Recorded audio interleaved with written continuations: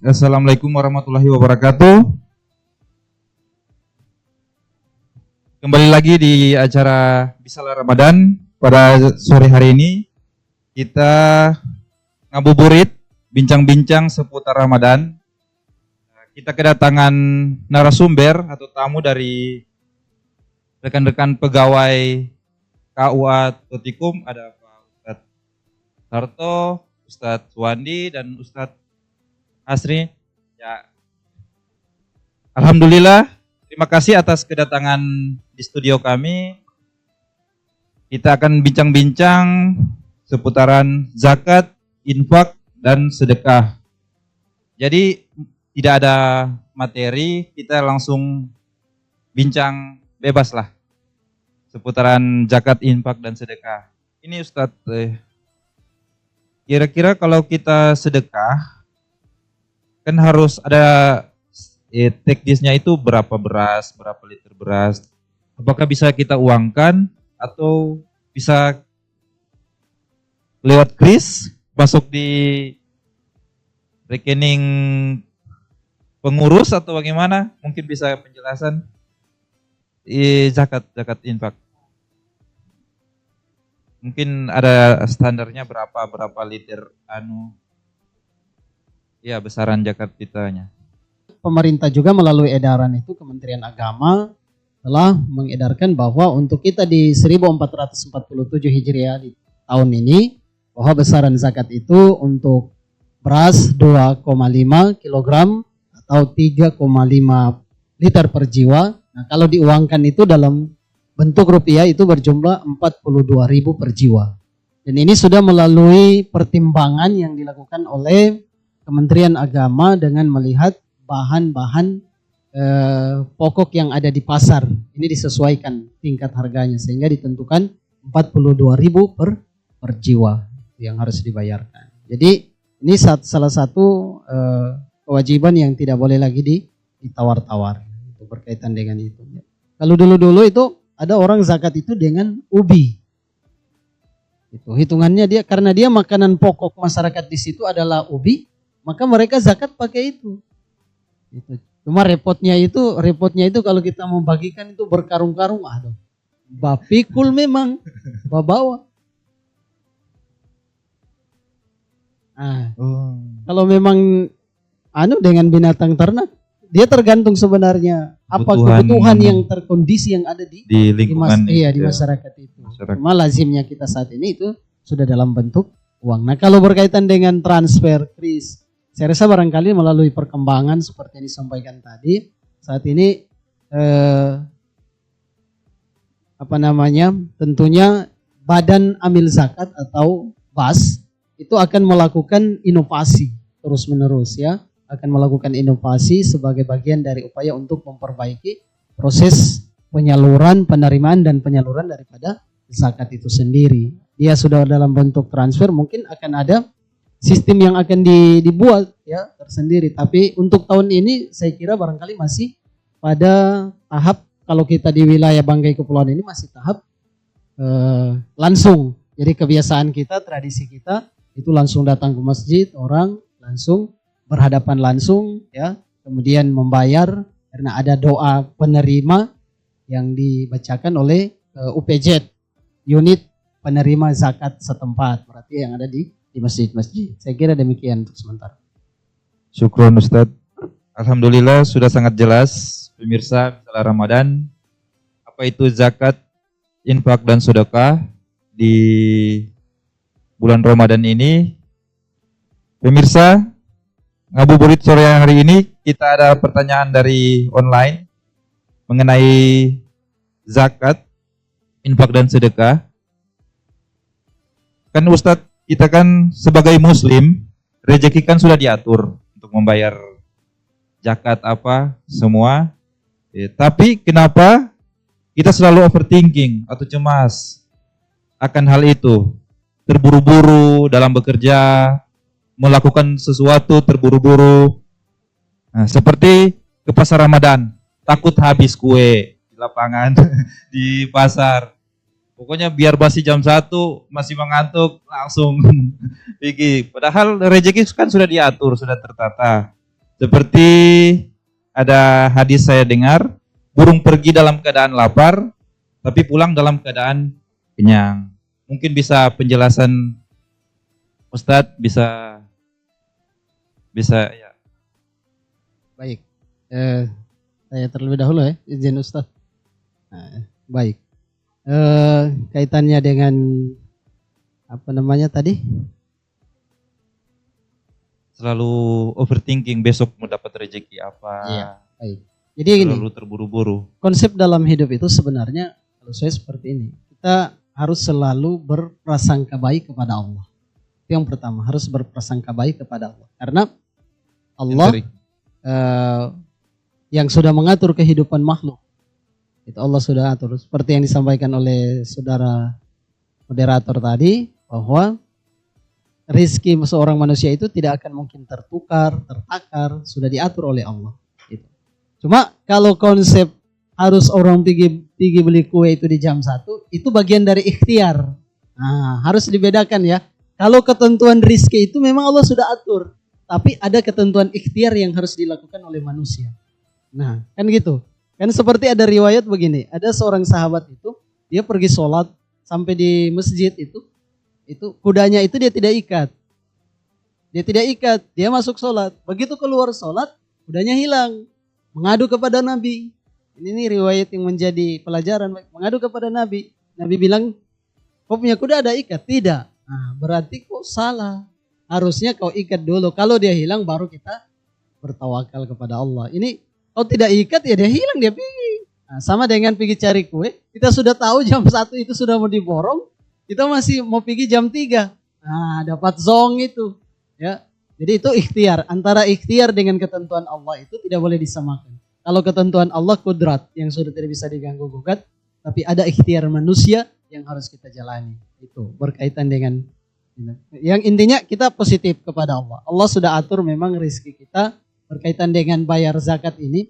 Jangan kemudian kita terburu-buru, apalagi kita mengorbankan puasa kita mencari untuk membayar zakat. Nah, ini yang berbahaya bagi masyarakat kita. Ya, kita harus usahakan mengatur porsi-porsi pekerjaan kita sehingga tidak menggugurkan kewajiban puasa kita. Itu ya, kan banyak orang dia mengejar untuk dapat membayar zakat, tapi dia mengorbankan puasanya. Dia tidak berpuasa lagi. Nah, ini yang barangkali perlu dipahami oleh masyarakat kita untuk kemudian hal-hal seperti ini kita rubah. Sekarang barangkali ada pandangan lain dari Ustadz Asri. Ustadz Sarto. Baik, alhamdulillah sudah sangat jelas. Mungkin ada satu lagi tambahan tentang ini zakat. Kalau memang menggugurkan puasa kan mungkin tidak, tapi biasa orang-orang tua, maksudnya kepala rumah tangga lah Pak Ustadz, mereka misalkan di kota-kota ojol, mencari untuk membayar zakat. Nah, mereka tidak melakukan sholat tarawih. Tarawih kan itu sunnah, sedangkan membayar zakat wajib, baru untuk menafkahi juga wajib. Kira-kira bagaimana pandangan Ustadz? Ya, melalaikan terima kasih. Kalau kita berbicara tentang suatu kewajiban itu ya, untuk biaya untuk pembayaran fitrah, itu salah satu tadi saya sampaikan merupakan suatu kewajiban. Tetapi itu pun juga kalau kita lihat di sekarang ini, para orang, khususnya orang-orang Muslim Islam itu kalau demi untuk mempercepat untuk mendapatkan rezeki, demi untuk membayar fitrah, kadang-kala itu mengorbankan puasa. Kalau seandainya puasanya itu dia tidak membatalkan, tetapi kadang-kala sholat farnya itu seperti tarawih dan itu yang memang mereka sudah menggugurkan. Yang pada intinya yang sesungguhnya itu di dalam puasa bulan Ramadan ini, sholat tarawih di luar dari sholat-sholat yang wajib itu adalah salah satu, merupakan salah satu perintah. Kalau ibarat itu memasak sayur, salah satu ibarat tarawih itu adalah satu rampah di dalam masakan itu. Kalau kita sudah tidak menggugurkan salah satu seperti salat tarawih itu, kira-kira bagaimana? Iya, harapannya kurang itu. Salah satu itu Iya, Iya. Iya. bumbunya Iya, kurang pas. Nah, tetapi kalau berbicara tentang puasanya itu sah. Puasanya itu sah. Cuma resiko rampanya kurang karena persen dari puasa itu sudah mengurang. Kira-kira begitu. Terima kasih. Ya, mungkin Ustaz ada tambahan sedikit. Iya. Mengenai rampa-rampa puasa. Memang kebiasaan kita di masyarakat memang itu ketika ada sesuatu yang wajib bertabrakan dengan sunnah, biasanya sunnah sudah ditinggalkan. Sementara itu sunnah juga, apalagi sholat tarawih itu sunnah yang dianjurkan. Karena sholat tarawih itu cuma ada dalam Ramadan. Setelah Ramadan tidak ada lagi sholat tarawih. Kenapa di dalam Al-Quran itu sering terkait wa aqimis shalah wa atiz zakat. Jadi orang-orang yang melaksanakan sholat menunaikan zakat. Begitu juga terbalik, orang yang menunaikan zakat harusnya melaksanakan sholat. Karena iya, di Al-Quran itu memang sering zakat itu berpasangan dengan sholat. Jadi memang meskipun sah, tapi ada baiknya dilaksanakan. Iya. Apalagi Ramadan begini. Ibadah dilipat gandakan. Semuanya kegiatan ibadah dilipat gandakan pahalanya. Jadi sesederhana apapun itu ibadah, mungkin mengaji atau sedekah, itu harus dilaksanakan. Jadi otomatis di bulan Ramadan begini sangat luar biasa. Jadi kalau masalah takjil itu memang kalau tidak juga datang jam 1 rata-rata ini di setiap pasar Ramadan dari saya, bukan orang lain. Kemarin saya setelah asar baru saya jalan-jalan sudah rata. Itu memang karena cuma berpikir, kalau cuma berpikir kalau rezeki memang datang memang. Iya, ada ikhtiar. Jadi kebiasaan di sini tambiyut jam 2, jangan lewat jam 2. Itu masyarakat yang bisa nonton di sini supaya kalau di tambiyut berkunjung ke pasar Ramadan jangan lewat jam 2. Habis itu. Masya Allah, syukron Pak Ustadz. Mungkin sudah sangat jelas sahabat Pisalah Ramadan. Tema zakat, infak, dan sedekah. Mungkin ada penutup dari Ustadz Suwandi sekitar zakat, infak, dan sedekah. Karena pas di bulan puasa ini kan kita setahun sekali. Kemudian kesempatan itu seperti haji, Ustadz. Haji atau umroh, kita ada kelebihan, baru kita sia-siakan. Pas dipanggil ke tanah suci, kita sia-siakan. Sedangkan ini gratis. Kalau masih dapat umur panjang, alhamdulillah. Kalau tidak, kira-kira bagaimana? Jangan sia-siakan di bulan ini, pas gratis, tidak perlu lagi. Iya, baik. Baik. Terima kasih Toib. Berkaitan dengan yang pertama zakat, infak, dan sedekah. Tentunya kita memahami zakat fitrah itu adalah sebuah kewajiban yang dibagi ada dua, ada zakat mal, ada zakat fitrah. Kemudian ada infak. Infak itu sesuatu yang diberikan berdasarkan kemampuan kita. Ya. Kemudian sedekah juga seperti itu, kita memberikan sedekah kepada, dan bentuknya itu bermacam-macam. Bisa berbentuk uang, bisa berbentuk benda, bisa berbentuk tenaga, bisa berbentuk materi, dan lain sebagainya. Semua itu bagian dari upaya kita untuk mengejar amal-amal. Apalagi di bulan suci Ramadan ini, tentunya kita memanfaatkan semaksimal mungkin ya. Seperti disampaikan Ustadz Sarto tadi bahwa pahalanya itu berlipat-lipat ya. Karena amalan sunnah di bulan Ramadan itu sama dengan amalan wajib di luar bulan Ramadan. Itu bayangkan. Sholat sunnah kita di bulan Ramadan, pahalanya sama sebanding dengan sholat fardu kita di luar bulan Ramadan. Masya Allah. Itu. Jadi pemirsa Bisalah Ramadan dimanapun kita berada, masyarakat yang ada di wilayah Banggai Kepulauan, khususnya di wilayah Kecamatan Tutikum, mari kita memanfaatkan momentum bulan suci Ramadan ini, karena tidak ada jaminan kita untuk kemudian bisa berjumpa atau mengakhiri bulan Ramadan ini, tidak ada jaminan bagi kita. Ya, tidak ada jaminan. Maka kita memanfaatkan, jangan sampai waktu ini kemudian sia-sia. Jangan sampai kita wal asri, demi masa, innal insana lafi husrin, sungguhnya manusia itu benar-benar berada dalam kerugian. Siapa? Kita ini yang melalaikan amal-amal itu.